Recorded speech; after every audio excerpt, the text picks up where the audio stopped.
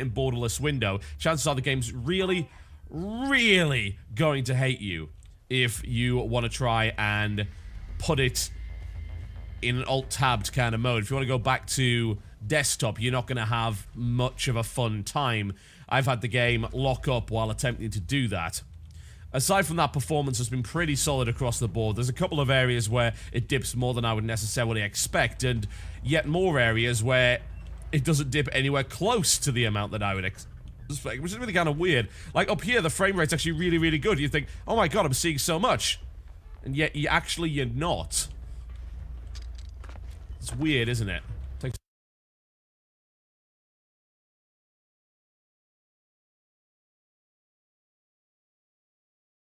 what I'm doing. Well, this game is chock full of optional objectives. One of these optional objectives is getting these radio towers. Oh, whoa, that was almost a horrible death. Getting these radio towers operational, and it usually involves finding your way up to the top. They're almost like little mazes, if you will. I wouldn't really call it platforming per se, but it's almost like a little mini game to get to the top in the first place. Once you activate the radio tower, you will gain information on the map. It will show you the surrounding area, kind of like the viewpoints in Assassin's Creed, and you will also gain access to free weapons. The justification in the game being that the arms dealers are able to communicate now with the other villagers and bring in new stock. The weird thing about it is that they just give you the weapons for free. It doesn't seem like they get new stock, as it were. As far as I can tell, you have access to all the weapons from the very start, assuming you've got the money for it. Now, this may not be true. There may be other weapons unlocked later down the line, but from all the radio towers I've turned on so far, which, I'm not sure, is that almost half on the island? It's a good number. Yeah, 5 out of 18, so not even a third yet, but I haven't got access to any new weapons, but I've got access to free weapons, like that one, for instance, and now I feel very stupid for buying the flamethrower. If you can hang around and wait, then you'll be in a good position indeed. Because you get all this stuff for free, which is very nice. Alright. So, Far Cry 3 is pretty open.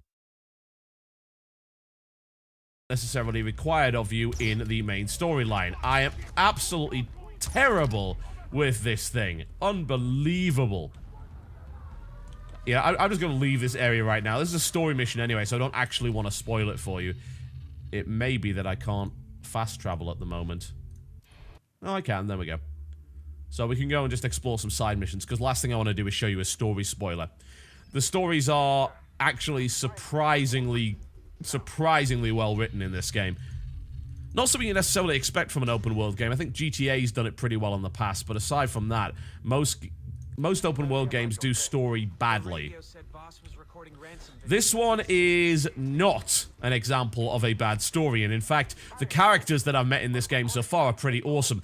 The antagonist is one of the best written I've seen so far. He is intimidating. Like, this guy appears to be genuinely insane, but it's a controlled restraint. It's like it's a caged insanity that's going on. It just feels like he could unleash it at any moment.